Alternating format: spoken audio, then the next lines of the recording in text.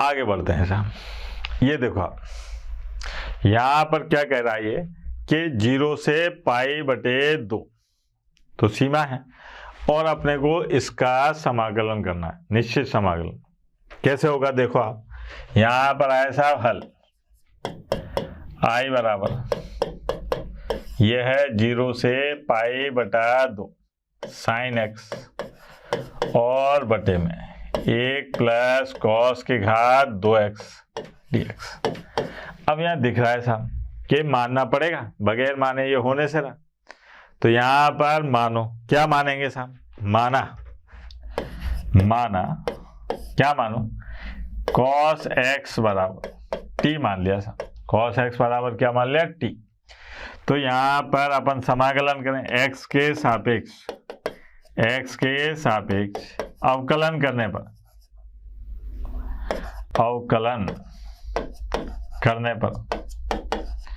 क्या हो जाएगा, -sin x और dt/dx। तो यह आ गया sin x और dx बराबर -dt। ये हो गया, ठीक है। अब जब अपन ने x को t में बदला है तो भैया सीमाएं भी बदलेंगी। तो यहाँ पर देखो आप, उच्च सीमा, ये गलती हो जाती है, बच्चा ये बदलना भूल जाता है। उच्च सीमा कितनी है, π/2। किसका मान है ये, x का। तो x बराबर π/2 है और मैंने क्या काम करा, t cos x, तो cos π/2। अच्छा बेटा, cos में π/2, cos π/2 का मान कितना होता है, याद है, 0। फिर साहब निम्न सीमा की बात करें, निम्न सीमा x बराबर क्या आ गई, 0, है ना। तो अपन ने तो t मान रखा है, तो cos 0, और cos 0 का मान कितना होता है, 1, या कैसा। अब अपने को यहाँ पर प्रतिस्थापन करने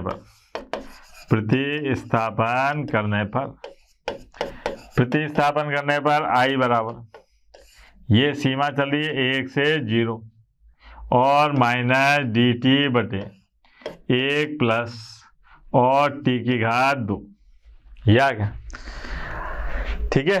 अब यहाँ पर I बराबर ये है अपने पास में 1 से 0 और -dt/1 प्लस t की घात 2, यही तो है।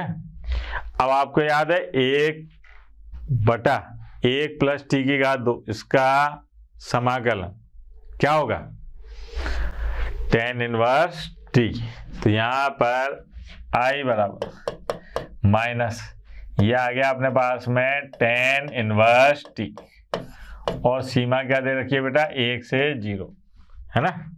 तो I बराबर माइनस, ये आ गया tan इनवर्स 0 और -tan इनवर्स 1, ये। अच्छा, tan में 0 किसका मान होता है बेटा, 0 का। 1 किसका मान होता है, π/4 का। तो यहाँ आंसर आ गया अपने पास में π/4। कितना आसान काम था, π/4, सिंपल सी बात है ना। आगे देखते हैं बेटा, आ रहा है नहीं आ रहा समझ में। ये अपन पढ़ रहे हैं प्रतिस्थापन द्वारा निश्चित समाकलन कैसे करते हैं। ये देखो आप, ये भी बड़ा भयानक सवाल है सर, परम आनंद की प्राप्ति होती है इसमें। ये है अपने 0 से अनंत, सीमा क्या दे रखी है इसमें, 0 से अनंत, e की घात tan इनवर्स x बटा 1 प्लस x की घात 2, इसका अपने को समाकलन करना है, निश्चित समाकलन, है ना। तो यहाँ पर हल I बराबर, यह आ गया 0 से इनफाइनाइट, e की घात tan इनवर्स x और बटे में 1 प्लस x की घात 2, यह आ गया। अब यहाँ पर मानना पड़ेगा भैया, तो मान लेते हैं। मानने में तो क्या जा रहा है अपना, है ना, माना, क्या माना कि tan इनवर्स x बराबर t, tan इनवर्स x बराबर क्या मान लिया, t। अब x के सापेक्ष अवकलन करने पर एक बटा एक प्लस एक्स की घात 2 और डी टी बटे डी एक्स बराबर एक प्लस एक्स की घात 2 डी टी। यह आ गया। अब यहां पर उच्च सीमा क्या है साहब? x बराबर अनंत। यहां पर उच्च सीमा क्या है? x बराबर अनंत। तो बेटा अपन ने तो x को t मान लिया था, t बराबर क्या था? tan inverse. x की जगह अनंत रख दो, तो अनंत tan में किसका मान होता है? पाई बटे 2 का। यह आ गया। फिर आया अपन निम्न सीमा पर। निम्न सीमा क्या है बेटा? वो है x बराबर 0। अब यहाँ tan इनवर्स x की जगह क्या रख दो? 0। तो 0 tan में किसका मान होता है? 0 का। तो निम्न सीमा आ गई 0 और उच्च सीमा आ गई पाई बटा 2। अब क्या काम करना है अपने को? प्रतिस्थापन करने पर। ये लाइन जरूर लिखना बेटा, नहीं तो मार साहब पूछ सकते हैं ये कहाँ से आ गया भैया। प्रतिस्थापन करने पर क्या हो जाएगा? आई बराबर, ध्यान देना, यह आ गया 0 से पाई बटे 2, है ना? 0 से पाई बटे 2 ई की घात टी, है ना? ये tan इनवर्स की जगह टी। अच्छा dx यहाँ लिखा ही नहीं अपन ने dx बटे 1 प्लस एक्स की घात 2 क्या है? dt। तो ये आ गया dt। ठीक। अब अपने को इसका समाकलन करना है। तो ये था सवाल, आई बराबर 0 से पाई बटा 2 और ई की घात टी डी टी। हाँ भाई, ई की घात टी का समाकलन, ई की घात टी 0 से पाई बटा 2 आई बराबर ई की घात पाई बटा 2 माइनस ई की घात 0। अब ई की घात 0 का मान तो क्या होता है? 1। तो ये आ गया पाई बटा 2। देखो आप, कितना प्यारा सवाल था। ठीक है, आगे देखते हैं। अब इस प्रश्न को देखिए। इसमें क्या है अपने पास में कि cos x बटे में दे रखा है 1 plus sine x, 2 plus sine x, और सीमाएं दे रखी हैं 0 से पाई बटा 2। तो अपने को देखते हैं कैसे समाकलन करते हैं इसके। यहाँ पर आया साहब हल, है ना? हल क्या है साहब? आई बराबर ये आ गया अपने पास में 0 से पाई बटा 2 cos x और 1 प्लस साइन एक्स, है ना? और 2 प्लस साइन एक्स, यह आ गया, और dx। अब यहाँ पर मान लेते हैं कि माना साइन x बराबर t, x के सापेक्ष अवकलन करने पर x के सापेक्ष अवकलन करने पर क्या हो जाएगा? cos x और dt बटे dx। यह आ गया cos x dx बराबर dt। ओके। अब यहाँ पर उच्च सीमा, है ना भाई? जब अपन ये काम कर रहे हैं x को t में बदल रहे हैं तो सीमा भी बदलनी पड़ेगी। उच्च सीमा क्या है? पाई बटा 2। तो ये आ गया x बराबर पाई बटा 2। तो यहाँ पर t साइन x यानी कि x की जगह रखो पाई बटा 2। तो अच्छा, साइन पाई बटा 2 का मान आ गया 1। तो अब उच्च सीमा क्या हो गई? 1। ठीक है। फिर आए साहब निम्न सीमा पर। निम्न सीमा क्या है साहब? t बराबर साइन 0 और साइन 0 का मान कितना होता है? 0। तो निम्न सीमा आ गई 0। अब प्रतिस्थापन करने पर, यहाँ देखना जरा, प्रतिस्थापन करने पर क्या हो जाएगा? आई बराबर निम्न सीमा है 0, उच्च सीमा है 1, और ये cos x dx की जगह आ गया dt। और यहाँ पर देखिए तो ये आ गया t प्लस 1 और t प्लस 2। हो गया। अब इसको देखते ही आपको कुछ कुछ याद आना चाहिए। याद आया? आंशिक भिन्न, है ना, वही तो है ये। आई बराबर क्या आया बेटा अपने पास में, देखना 0 से 1 और साहब 1 बटे टी प्लस 1 और साहब टी प्लस 2 और डी टी, यही है आंशिक भिन्न द्वारा। अपन इसको अलग अलग करते हैं, है ना, आंशिक। अच्छा, ये आंशिक में बिंदी जरूर लगाना भैया, गड़बड़ हो जाएगी। आंशिक भिन्न द्वारा, हाँ भाई, 1 बटे टी प्लस 1 और साहब टी प्लस 2 बराबर ए बटे में टी प्लस 1 और बी बटे में टी प्लस 2। ये हो गया, लक्षण से लिखो। यह आ गया ए गुणा टी प्लस 2 और बी गुणा टी प्लस 1। इसको रख दिया समीकरण नंबर 1। अब बारी बारी गुणनखंडों को 0 के बराबर रखते हैं। तो यह आया अपने पास में टी प्लस 1 बराबर 0, टी बराबर -1। समीकरण 1 में रखने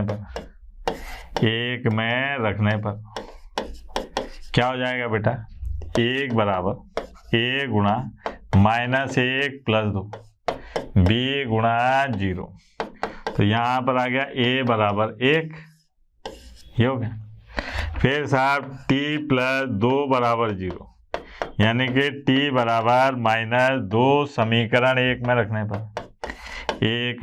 रखने पर क्या हो जाएगा, 1 और साहब a गुणा 0 और b गुणा -2 और +1। तो यहाँ से b बराबर -1, ये हो गया। अब यहाँ से i बराबर, हाँ भाई, 0 से 1 की जगह रखा, तो देखना 1 और t plus 1 D T minus 0 से 1 और साहब 1 बटे टी प्लस 2 डी टी, ये हो गया। अब यहाँ पर देखें अपन, तो i बराबर यह आ गया log और t प्लस 1, है ना, फिर माइनस log और t प्लस 2 और जो सीमा दे रखी है वो क्या दे रखी है बेटा, 0 से 1। अब i बराबर यह आ गया log और साहब t प्लस 1 t प्लस 2 और सीमा क्या दे रखी है बेटा, 0 से 1।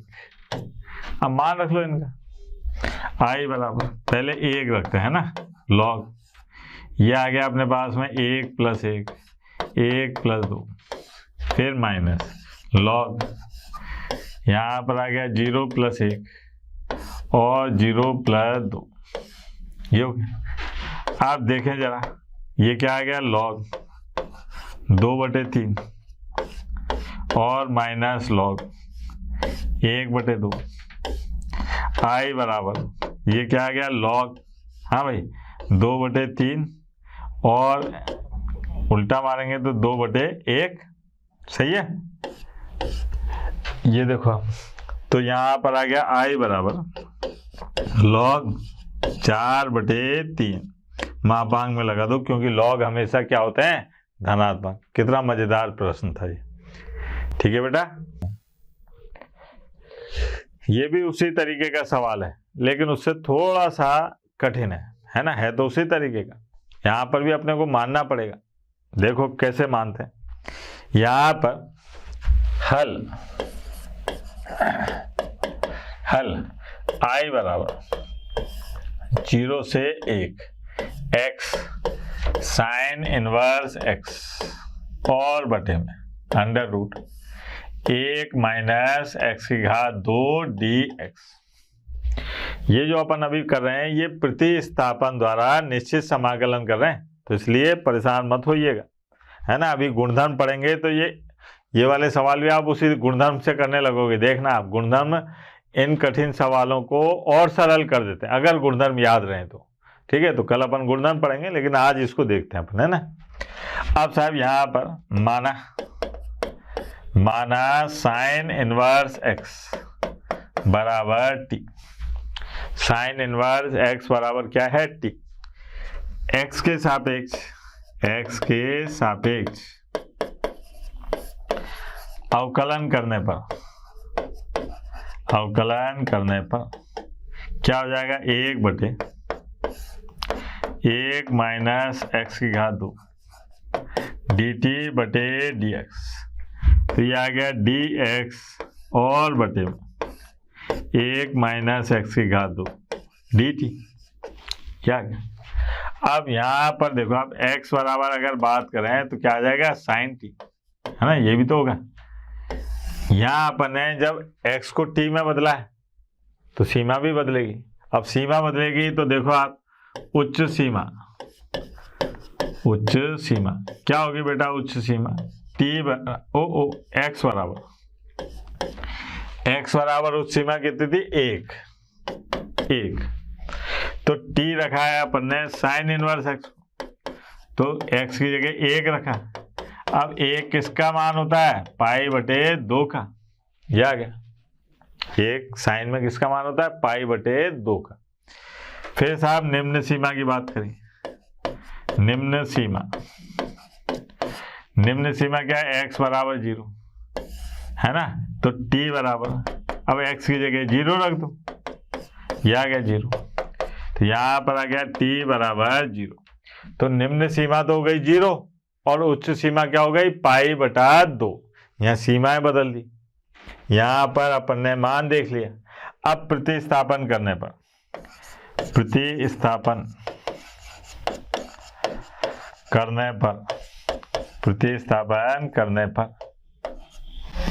i बराबर, हाँ भाई, क्या है सीमा? 0 से पाई बटे 2। अच्छा, dt इसकी जगह तो क्या आ जाएगा? dt साइन इनवर्स x की जगह t, इस x की जगह साइन t, तो ये आ गया t गुणा साइन t, है ना? और dt। सही है ना बेटा? ये क्या आ गया? t किसकी जगह है? साइन इनवर्स x की जगह, और ये आ गया। अब यहाँ पर देखो आप, खंड से समाकलन काम में आएगा। क्या आएगा? खंड से समाकलन। कैसे? देखो आप, यहाँ पर i बराबर, ये आया अपने पास में सीमा 0 से पाई बटा 2 और t गुणा साइन t और dt। अब पहला नंबर दूंगा इसको, दूसरा नंबर दूंगा इसको, क्योंकि ये t जो है ये है एल्जेब्रिकल और साइन t है त्रिकोणमितीय, यानी कि त्रिकोणमितीय और बीजगणित। तो त्रिकोणमितीय और बीजगणित में से पहला नंबर किसको देते हैं? बीजगणित को, आइलेट के नियम से, है ना? तो यहाँ पर पहला नंबर दिया मैंने t को। अब वो सूत्र तो याद है ही अपने को, कैसे? पहले को छोड़ा, दूसरे का समाकलन, ठीक है? फिर माइनस, पहले का अवकलन, दूसरे का समाकलन और पूरे का समाकलन, ठीक है? और जो ये सीमा थी ना, ये मैंने ऐसे बड़ा कोष्टक करके बाद में लगा दी साहब, जो भी मान आएगा उसमें लगा देंगे। 0 से पाई बटा 2। अब i बराबर, ये आ गया t, साइन t का समाकलन माइनस कॉस t, फिर माइनस इसका अवकलन 1 और minus minus plus cos t और dt। 0 से पाई बटा 2 सीमा दे रखी। अब i बराबर माइनस t और कॉस t, इसका प्लस साइन t, और ये आ गया 0 से पाई बटा 2, है ना? अब i बराबर, मान रखता हूँ साहब, मान रखा तो ये आ गया माइनस पाई बटे 2 कॉस पाई बटे 2 प्लस साइन पाई बटे 2, है ना? लिमिट हटा ना, माइनस, फिर आएगा माइनस 0 कॉस 0 प्लस साइन 0। ये हो गया। मैंने क्या काम करा? पहले इसको रखा, फिर माइनस इसको। अब यहाँ देखो आप, कॉस पाई बटे 2 का मान कितना होता है? 0 होता है ना? फिर जीरो का गुणा हुआ तो यहाँ पर आ गया आई बराबर, यह आ गया -π/2 गुणा 0 प्लस 1, फिर माइनस ये 0 ये 0 आ गया अपने पास में आई बराबर 1। ये हो गया सर। ये थे अपने प्रतिस्थापन द्वारा निश्चित समाकलनों को हल करना। ठीक है, आज के लिए इतना बहुत है। कल अपन पढ़ेंगे गुणधर्म, ठीक है, जिससे अपन ये निश्चित समाकलन वाले कई कठिन प्रश्नों को बेहद आसानी से कर लेंगे। ठीक, उसके लिए कल जरूर आइएगा। तब तक के लिए टाटा बाय बाय, धन्यवाद।